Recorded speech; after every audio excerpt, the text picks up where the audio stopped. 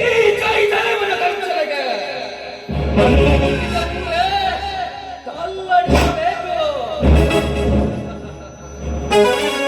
ವ್ಯಕ್ತಿ ನಿಂತಿನ ಜಯಸಿಂಹನಾಗಿ ಅನಾಥನೆಂದು ಅರಮನೆಗೆ ಕಾಲಿಟ್ಟು ದುಃಖಪಟ್ಟು ಬೆಂಕಿ ಹಚ್ಚಿದ ಹುಲಿಯಾಗಿ ಅಲಯಪ್ಪಿಸಿ ನಿನ್ನಂತ ಬಳ್ಳ ಶ್ರೀಮಂತರನ್ನು ಮೆಟ್ಟಲು ನಾನೇ ಗರ್ಜಿಸಿದ ಗ್ರಾಮೀಣ ಹೊಲೆ.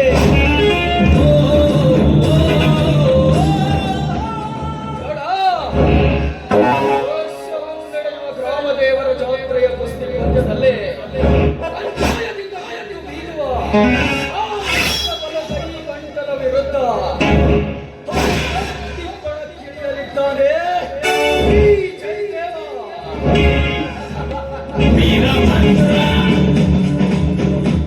ಗೌಡ, ಮರ್ಯಾದೆಯ ಮಹಲನ್ನು ನೆಲಕ್ಕುರುಳಿಸಿ ನಿನ್ನ ಶ್ರೀಮಂತಿಕೆಯ ದರ್ಪವನ್ನು ನಿರ್ನಾಮ ಮಾಡಿದಾಗಲೇ ಈ ಜಯದೇವನ ಮನಸ್ಸಿಗೊಂದು ಶಾಂತಿ.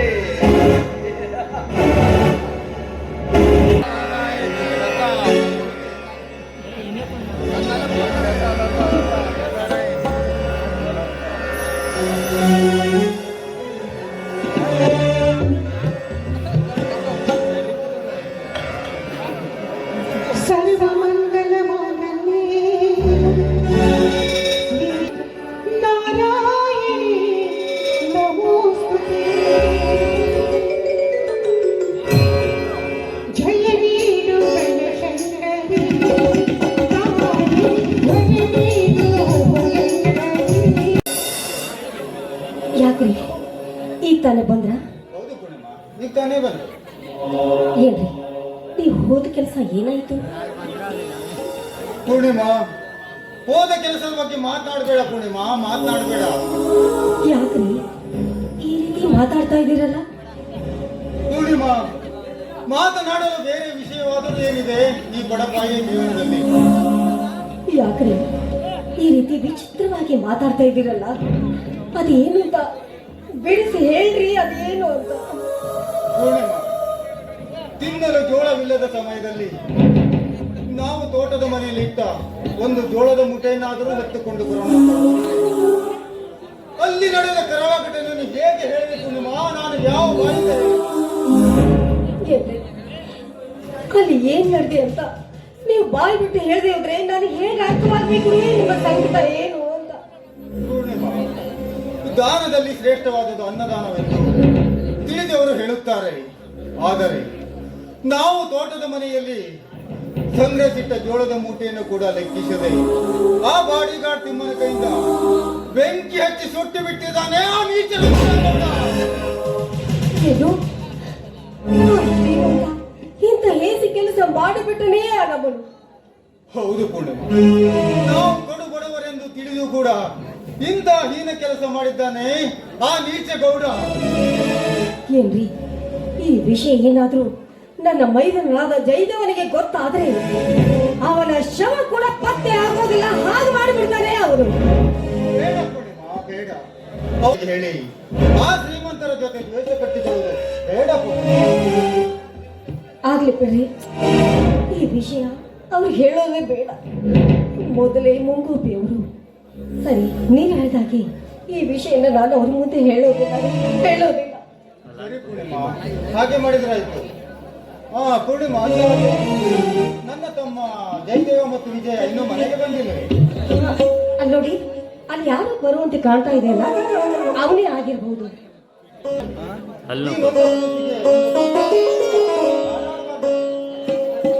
ಹಾಗೆ ಆಗ್ಲಿ, ನಿಮ್ಮ ಇಚ್ಛೆಯಂತೆ ಈ ಪತಿದೇವರ ಸೇವೆ ಮಾಡುವುದೇ ಈ ದಾಸಿ ಕರ್ತವ್ಯ ಅಂತ ಬಂದಿದೆ.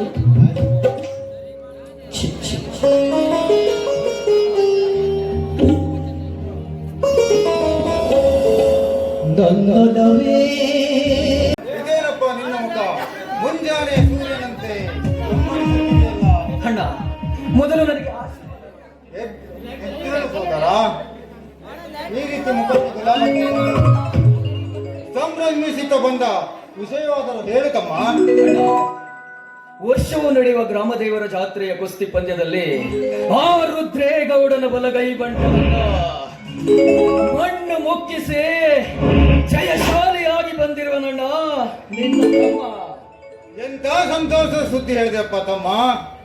ಈ ನಿನ್ನಣ್ಣನ ಬರುಡಾದ ಹೃದಯಕ್ಕೆ ಮಕ್ಕಳಿಗಾಗಿ ಆಸ್ತಿ ಮಾಡುವ ಬದಲು ಮಕ್ಕಳನ್ನೇ ಆಸ್ತಿ ಮಾಡುವ ನಾನುಡಿಯಂತೆ ನಿನ್ನಂತವನನ್ನು ನನ್ನ ತಮ್ಮನಾಗಿ ಪಡೆದ ಈ ನನ್ನ ಜನ್ಮ ಸಾರ್ಥಕವಾಯ್ತು ತಮ್ಮ, ಸಾರ್ಥಕವಾಯ್ತು. ಹೌದಪ್ಪ ಮೈದನ, ನಿಜಕ್ಕೂ ನಿಮ್ಮ ಅಣ್ಣ ಹೇಳ್ತಾರೋ ಮಾತು 100% ಸತ್ಯವಾಗಿದೆ. ಈ ಜನ್ಮದಲ್ಲಿ ನಿನ್ನಂಥ ಮೈದನನ್ನ ನನ್ನ ಮೈದನನಾಗಿ ನನ್ನ ಮಗನಂತೆ ಪಡೆದಿದ್ದೀನಲ್ಲ, ನಿಜಕ್ಕೂ ನಾನೇ ಭಾಗ್ಯವಂತಳು ಕಣಪ್ಪ, ನಾನೇ ಭಾಗ್ಯವಂತಳು. ಇರಲಿ ಬಿಡಿ ಅತ್ತಿಗೆ, ಈ ಗೆಲುವಿನಲ್ಲಿ ನನ್ನ ಶ್ರಮವಿರಬಹುದೇ ನಿಜ. ಆದರೆ ದೇವರಂತಿರುವ ನಿಮ್ಮಿಬ್ಬರ ಆಶೀರ್ವಾದ ಇದೆಯಲ್ಲ, ಅಷ್ಟೇ ಸಾಕು ನನಗೆ. ಎಲ್ಲವೂ ಆ ಭಗವಂತನ ಇಚ್ಛೆಪ್ಪ. ಈ ಸೃಷ್ಟಿಯನ್ನ ಸೃಷ್ಟಿ ಮಾಡಿದ ಆ ಭಗವಂತ ಮೇಲ್ಗಡೆ ಒಬ್ಬನು ಸೃಷ್ಟಿಕರ್ತ ಕುಳಿತುಕೊಂಡಿದ್ದಾನಲ್ಲ, ಎಲ್ಲವೂ ಅವನ ಇಚ್ಛೆಯಂತೆ ನಡೆಯೋದು. ಅದರಂತೆ ನಡೆಯುವುದು ನಮ್ಮ ಕರ್ತವ್ಯ ಅಲ್ಲವೇ? ನಿಜ ಅತ್ತಿಗೆ, ನೀವು ಹೇಳುವುದು ಕೂಡ ಸಮಂಜಸವಾಗಿದೆ. ಅಂದ ಹಾಗೆ ಅಣ್ಣ, ನಾನು ಕುಸ್ತಿ ಪಂದ್ಯದಲ್ಲಿ ಗೆದ್ದು ತಂದ ಈ ಬಳ್ಳಿ ಕಡಗವನ್ನು ತೆಗೆದುಕೊಳ್ಳೋಣ. ತಮ್ಮ ಜಯದೇವ, ನಿನ್ನ ತೋಳ್ಬಲದ ಶಕ್ತಿಯನ್ನು ಪ್ರದರ್ಶಿಸಿ ನಿನ್ನ ಹಣೆಯ ಬೆವರನ್ನು ನೆಲಕ್ಕೆ ಸುರಿಸಿ ನೀ ಗೆದ್ದು ತಂದಿರೋ ಈ ಬೆಳ್ಳಿ ಖಡ್ಗ ನಿನ್ನ ಕೈಲಿರ್ಬೇಕಾದ ಹೊರತು ನನ್ನ ಕೈಲಲ್ಲ ತಮ್ಮ, ನನ್ನ ಕೈಲಲ್ಲ. ಅಣ್ಣ, ಏನಂತ ಮಾತಾಡ್ತಿದ್ದೀಯ ಅಣ್ಣ? ಈ ಖಡ್ಗ ನನ್ನ ಕೈಲಿದ್ದರೇನು ನಿನ್ನ ಕೈಲಿದ್ದರೇನು ಎರಡು ಒಂದೇನಣ್ಣ, ಒಂದೇ. ನೀನೇ ತೆಗೆದುಕೊಳ್ಳೋಣ. ಜಯದೇವ, ಎದುರಾಳಿಗೆ ಸೆಟ್ಟು ಹೊಡೆದು ಸೇರಿರುವ 100 ಹಳ್ಳಿಯ ಜನರೆದುರು ನೀ ಗೆದ್ದು ತಂದಿರುವ ಈ ಬೆಳ್ಳಿ ಖಡ್ಗ ನಿನ್ನಂತ ಗ್ರಾಮೀಣ ಹುಲಿ ಕೈಲಿದ್ದರೆ ಇದಕ್ಕೊಂದು ಉನ್ನತ ಕಳೆ ಬರುತ್ತದೆ. ಅದು ಸೋದರ, ನಾನೇ ನಿನಗೆ ತೊಡಗಿಸುತ್ತೇನೆ, ತಗೋ.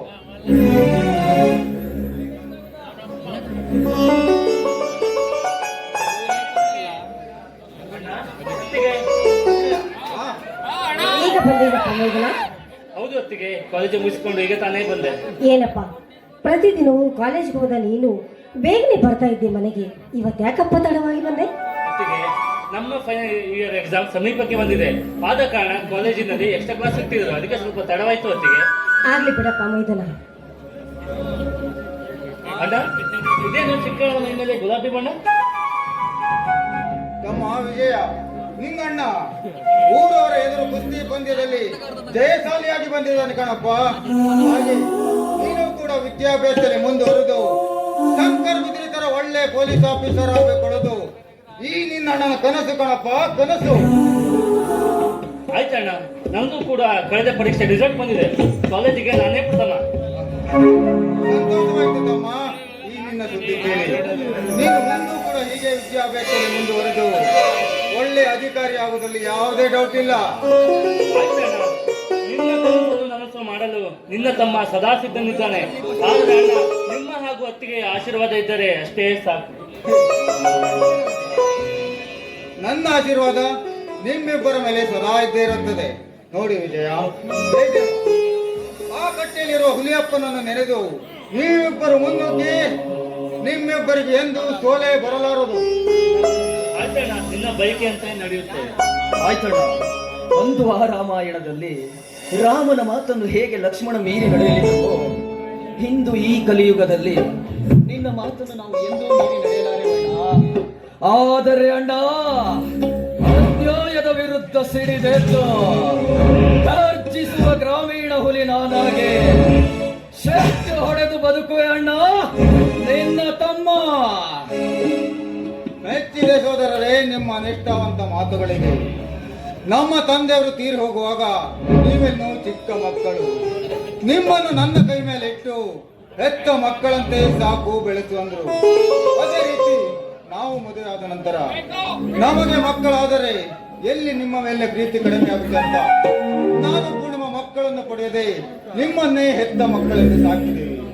ಇಂದು ನಿಮ್ಮ ನಿಷ್ಠ ನಿಷ್ಠಾವಂತ ಮಾತು ಕೇಳಿ ನನ್ನ ಹೃದಯ ತುಂಬಿ ಹೋಗಿದೆ. ನೋಡಿ ತಮ್ಮಂದಿರ, ನಮ್ಮ ಕರ್ತವ್ಯವನ್ನು ನಾವು ಮಾಡ್ಕೊಂಡು ಹೋಗೋಣ. ಆ ಹುಲಿಯಪ್ಪ ದೇವರು ನಮ್ಮನ್ನು ಯಾವತ್ತೂ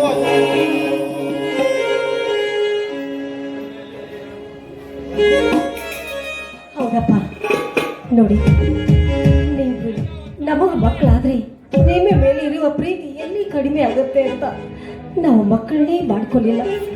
ನಿಮ್ಮ ನನ್ನ ಹೊಟ್ಟೆಯಲ್ಲಿ ಹುಟ್ಟಿದ ಮಕ್ಕಳು ಅಂತ ನಾನು ತಿಳಿದುಕೊಂಡಿದ್ದೇನೆ. ಅದೇ ರೀತಿ ಭಾವಿಸಿಕೊಂಡಿದ್ದೇನೆ. ಮನಸ್ಸು ತುಂಬಿ ನೀವೇ ನನ್ನ ಹೊಟ್ಟೆಯಲ್ಲಿ ಹುಟ್ಟಿದ ಮಕ್ಕಳು ಅಂತ ಪ್ರೀತಿಯಿಂದ ನಿಮ್ಮನ್ನ ಬೆಳೆಸಿ ಜೋಪಾನ ಮಾಡಿದ್ದೀನಿ. 100 ವರ್ಷಗಳ ಕಾಲ ನೀವಿಬ್ರು ಹೀಗೆ ಸದಾ ನಗನಗ್ತಾ ಇರ್ಬೇಕನ್ನೋದೇ ನನ್ನ ಆಸೆ. ಈ ಆಸೆನ ಯಾವತ್ತೂ ನೀವು ನಿರಾಸೆ ಮಾತ್ರ ಮಾಡಬೇಡಪ್ಪ. ಇಷ್ಟೇ ನಾನು ನಿಮ್ಮಲ್ಲೇ ಬೇಡಿಕೊಳ್ಳುವುದು. ಏನಪ್ಪ, ಎಲ್ಲರೂ ಬನ್ನಿ. ನನ್ನ ಮೈದನರಿಬ್ಬರು ಸಂತೋಷದಿಂದ ಗೆದ್ದು ಬಂದಿದ್ದಾರೆ. ಸಂತೋಷದಿಂದ ಕೈಕಾಲು ಮುಖ ತೊಳ್ಕೊಳ್ಳಿ. ನಾವೆಲ್ಲರೂ ಒಟ್ಟಿಗೆ ಕೂಡಿ ಊಟ ಮಾಡೋಣಂತೆ. ಒಂದು ತಮ್ಮ ಕುಸ್ತಿ ಪಂದ್ಯದಲ್ಲಿ ಜಯಶಾಲಿಯಾಗಿ ಬಂದಿದ್ದಾನೆ. ಇಡೀ ಕಾಲೇಜಿಗೆ ಫಸ್ಟ್ ರ್ಯಾಂಕ್ ನಲ್ಲಿ ಬಂದಿದ್ದಾನೆ ಪೂರ್ಣಿಮಾ. ಹಾಗಾಗಿ ಊಟ ಆಮೇಲೆ ಮಾಡೋಣ ಕಣೆ. ಈಗ ಎಲ್ಲ ಸೇರಿ ಆಡೋಣಮ್ಮ. ಏನ್ರಿ, ನಿಮ್ಗಂತೂ ವಯಸ್ಸಾಗ್ತಾ ಆಗ್ತಾ ಇನ್ನು ಹಾಡಬೇಕು, ಕುಣಿಯೆಲ್ಲ ಮಾತ್ರ ಕಡಿಮೆ ಆಗ್ತಾ ಇಲ್ವಲ್ರಿ?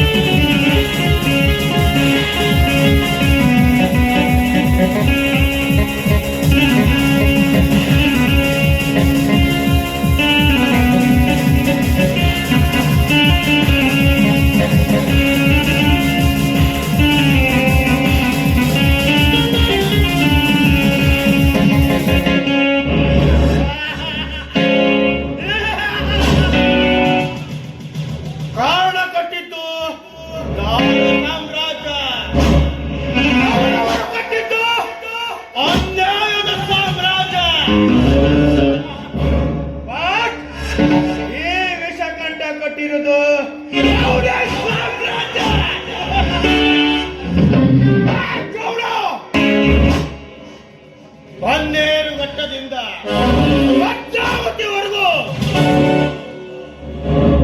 ಬ್ರಹ್ಮಾಕಾರವಾಗಿ ಬೆಳೆಯಬೇಕೆಂದು ಬಡ ಕುಟುಂಬಗಳ ಮೇಲೆ ದೌರ್ಜನ್ಯ ಎಸಗುತ್ತಿರುವ ಹೇಳಿ ನೀರಾಗಿರುವಾಗ ಮಿತ್ರತ್ವ ಬೆಳೆಸಲು ಬರಲಿದ್ದಾನೆ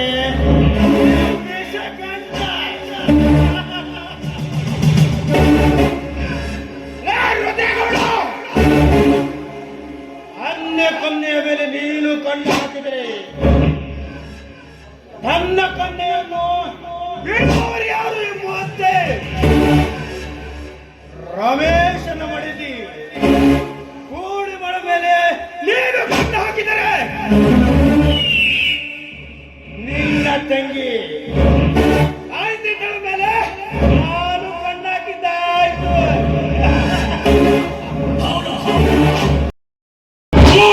ಲೋಕಕ್ಕೆ ಧನಿಯಾಗಿರುವ ಈ ರುದ್ರೇಗೌಡರಿಗೆ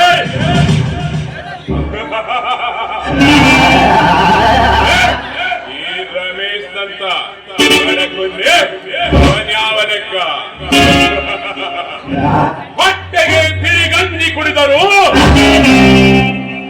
ಅಮೃತದಷ್ಟೇ ಸೊಗಸಾಗಿದ್ದಾಳೆ ನಿನ್ನ ಮಡದಿ ಪೂರ್ಣಿಮ ಅಂದ ಮೇಲೆ ಗೊಂಬೆಯಾಡಿಸುವ ಸೂತ್ರಧಾರ ನಾನಾಗಲೇಬೇಕು. ಪೂರ್ಣಿಮಾ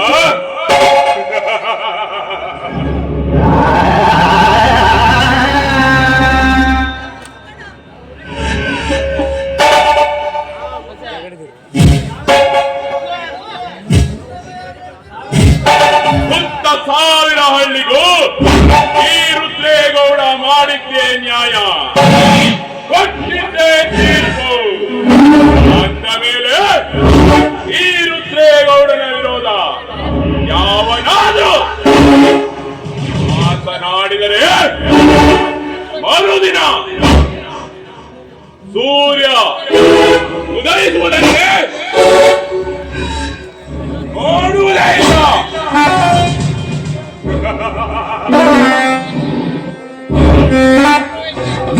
ಪೂರ್ಣಿಮಾ ಪೂರ್ಣಿಮಾ ಪೂರ್ಣಿಮಾ, ಮುಡಿದರೆ ಮಲ್ಲಿಗೆ, ಮೈ ಚೆಲ್ಲಿದರೆ ಸಂಪಿಗೆ ಎನ್ನುವ ಅಂದ ಚಂದ ತುಂಬಿ ತುಳುಕುತ್ತಿರುವ ಆ ನಿನ್ನ ಸೌಂದರ್ಯ ನಾ ಸವಿಯಲೇಬೇಕು.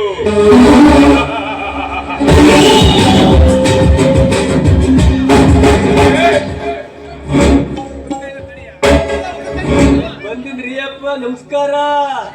ನಿನ್ನ ನಮಸ್ಕಾರ ನಂತರವಿರಲಿ. ನಮ್ಮ ಫೈನಾನ್ಸಿಯಲ್ ವ್ಯವಹಾರ ಏನಾಯ್ತು?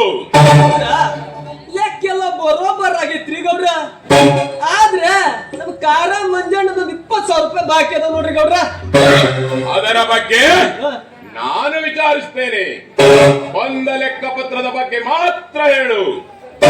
ಗೌಡ್ರ ಲೆಕ್ಕೆಲ್ಲ ಬರೋಬ್ಬರ್ ಮಾಡಿ ಮುಗಿಸ್ ನೋಡ್ರಿ, ಮತ್ ಯಾವ್ದು ಬ್ಯಾಲೆನ್ಸ್ ಇಲ್ಲ.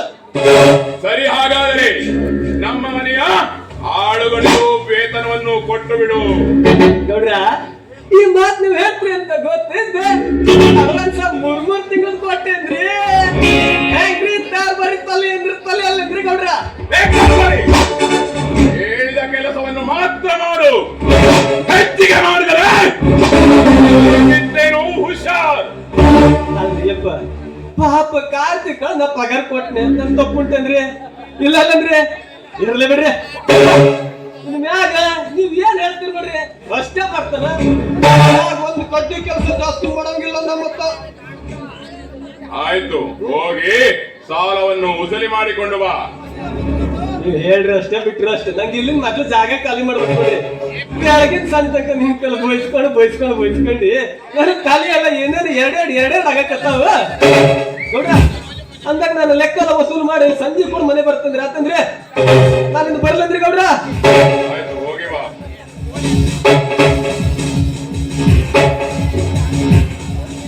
ಹಲೋ ಮಿಸ್ಟರ್ ಸಂಗಡಾನ್, ನಮ್ಮ ಒಂದು ಪಾರ್ಟಿ ಅರೇಂಜ್ ಮಾಡಿದ್ದೀನಿ, ಮನೆಗೆ ಬಾ. ಸ್ವಲ್ಪ ಫೈನಾನ್ಸ್ ಬಗ್ಗೆ ಪರ್ಸನಲ್ ಚರ್ಚೆ ಮಾಡೋದಿದೆ.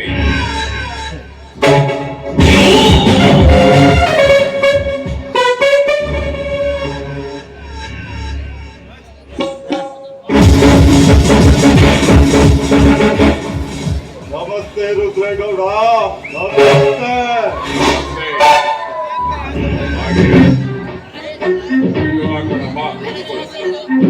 ರುದ್ರೇಗೌಡ ಹಾಗೆ ಇದ್ದೇನೆ. ಕಂಡವರ ದುಡ್ಡಲ್ಲಿ ಕಂಡಗಳನ್ನು ಸವಿದು ಚೆನ್ನಾಗೇ ಇದ್ದಾನೆ ಈ ರುದ್ರೇಗೌಡ. ನೋಡಿದ್ರೆ ಗೊತ್ತಾಗುತ್ತೆ ಬಿಡು ನಿನ್ನದ.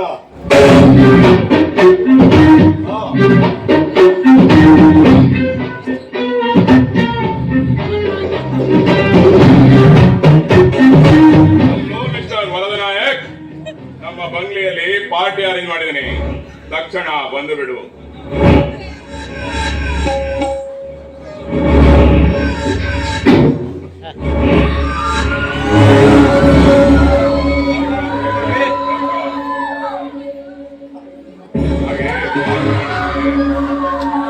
ಆಯ್ತು ಅಂದಾಗೆ ಕಳೆದ ಸೋಮವಾರ ಏನು ಕೊಲೆ ಪ್ರಕರಣಕ್ಕೆ ಸಂಬಂಧಪಟ್ಟಂತೆ ಕಾಲ್ ಮಾಡಿದ್ರಲ್ಲ, ಏನು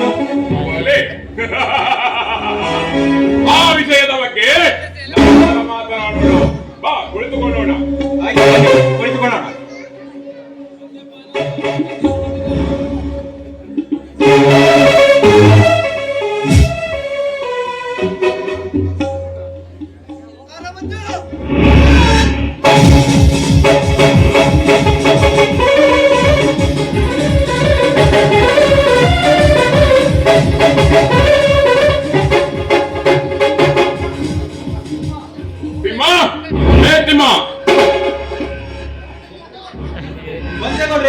ನೀವು ಕರ್ದಿರೇನ್ರಿ? ಯಾಕೆ? ಯಾರ ಕೂಗ್ದಂಗ ತಡ್ರಿ ಗೌಡ್ರ, ಅದ್ಕ ಬಂದೆ. ನಾನೇ ಕರೆದದ್ದು. ನನ್ನ ಫ್ರೆಂಡ್ಸ್ ಬಂದಿದ್ದಾರೆ, ನನಗೆ ಅರೇಂಜ್ ಮಾಡು. ಆಯ್ತು ಗೌಡ್ರ, ನೀವ್ ಹೇಳಿದ್ಮೇಲೆ ಟೀಕಾ ರೆಡಿನಾ? ಹಾಗೆ ಸಾಹೇಬ್ರಿಗೆ ಗೋವಾಮಲ್ ತೆಗೆದುಕೊಂಡು ಬಾ. ಆಯ್ತು ಗೌಡ್ರೆ.